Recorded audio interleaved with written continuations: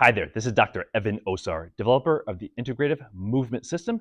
Welcome to this 4-part video series on the thorax and what I believe is a missing link to many of your athletes' hip and shoulder issues. In this first video, we're going to cover just some basics about the thorax and a couple easy assessments you can run your athletes through. In part 2, I'm going to share with you just the super simple corrective exercise strategy to improve thoracic rotation. And not just improve it, but give your athletes a strategy so that they can maintain their thoracic mobility and rotation. In part 3, I'll show you how to integrate this into some fundamental rotation patterns. And then in part 4, we'll conclude and I'll give you an invitation to join us in November, this November, for the IYCA 2023 Virtual Summit. If we think about the thorax is the top of the thoracopelvic cylinder, or the thorax sitting on top of the pelvis. The first 10 pairs of ribs form rings, and these rings are the key to mobility as well as rotation of the trunk and spine.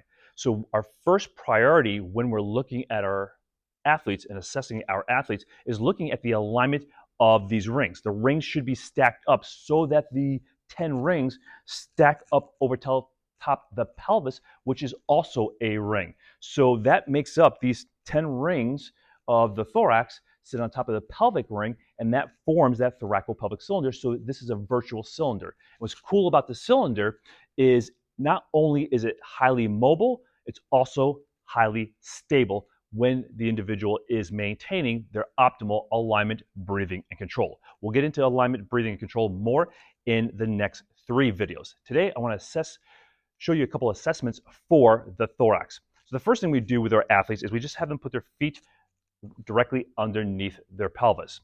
They're going to put their hands on their pelvis, keep their legs straight, keep the feet relatively flat on the floor, even though I know the feet will move when you do rotation. We're going to look at full body rotation. We're going to have the athlete rotate as far as they can to one side, come back to the center, always coming back to the center, and stabilize and hold. They'll rotate to the opposite side. And for me, more limitations on my left side or rotating to my left side. One more time, I'm going to rotate right, come back to center, rotate left. Again, more limitations rotating to my left side. So obviously, if I'm a right-handed athlete, this left internal hip rotation could be a problem for me.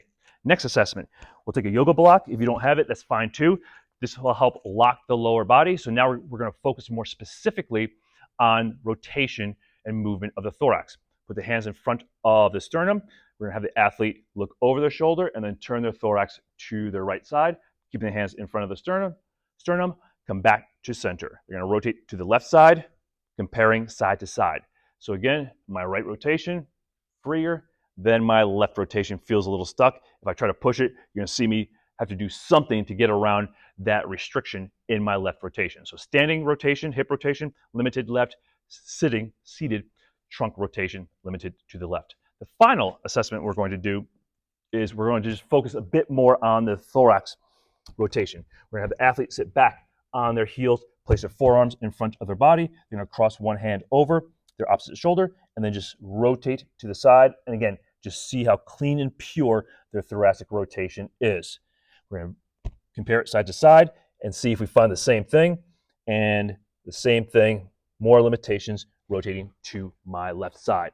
So there you have it. 3 easy assessments you can run your athletes through. Very quick, very easy, and gives you a lot of good information about your client's strategy for hip rotation, full body rotation, and more specifically, rotation of the thorax.